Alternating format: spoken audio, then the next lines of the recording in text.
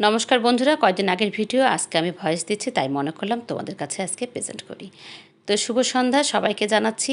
আর আজকের ভিডিওটা একটু অন্যরকম হবে, কিছুটা মনের কথা বলবো আর ভিডিও টপিক নিয়ে তুলে ধরবো। কিছুটা সময় পার হয়ে গেছে জানো, অনেক আনন্দ, অনেক দুঃখ, অনেক কষ্টর মধ্যে দিয়ে। তারপরেও নিজেকে আমি সব সময় গুটিয়ে রাখতে ভালোবাসি না, মেলে রাখার জন্য। আর এখন এমন একটা হয়েছে, কারোর সঙ্গে দেখা হলে কথাই বলতে ইচ্ছা করে না, আর চট করে কারোর সামনে মেলে ধরতে ইচ্ছা করে না, গায়ে ধাক্কা দিয়ে বলতে ইচ্ছা করে না তুমি কেমন আছো, বা কেউ আমাকে প্রশ্ন করুক আমি কেমন আছি, সেটাও যেন আমার পছন্দ হচ্ছে না ইদারিং।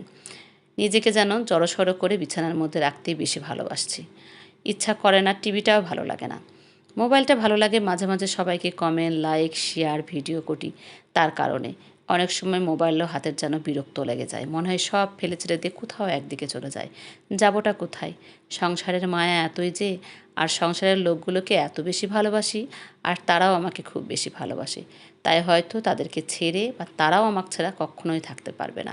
তাই সামান্য একটু দুপা করে এগিয়ে এসেছিলাম এখানটায়। এসে দেখলাম বেশ সুন্দর, অনেক কিছু নতুন নতুন জিনিস দেখলাম।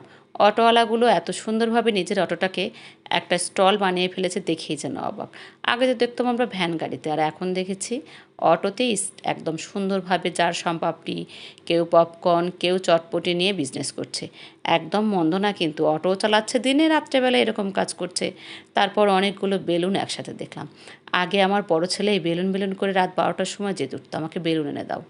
সেই বেলুনগুলো দেখিয়ে আমার বড় ছেলে কখনো বেলুন কিন্তু ফু দিয়ে ফোলাতে পারে না। আমার ছোটোটা কিন্তু ভীষণ চালাক, তাকে তুমি বেলুন দিবে সে কিন্তু ফু দিয়ে উড়িয়ে দিবে, ফুলিয়ে দিবে। আর খুব সাহসী, ফটকা ফোটানায় বলো যেটাই বলো, আমার ছোটোটার সাহস বেশি। বড়টা আজ পর্যন্ত একটা ফটকা ফোটায়নি। তাহলে বুঝো ভীতুটা কে। এইভাবেই আমার সংসারটা চলে, টুকটুক করে সবাইকে নিয়ে বেশ আনন্দ করে লাইটিংয়ের মাঝে হাঁটছিলাম।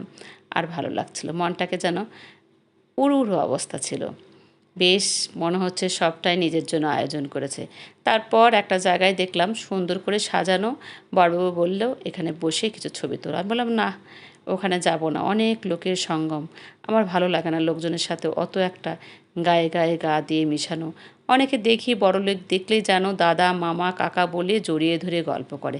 আমার পছন্দ হয় না, আমি যা তাই, আমার ইচ্ছা করে না। তারপরের দিন তো চলে আসলো। তারপরের দিন একটু বাজারে গিয়েছিলাম, নববর্ষের বাজার। টুকটুক করে বেশ করে ঘুরছিলাম নওগাঁ শহরটা।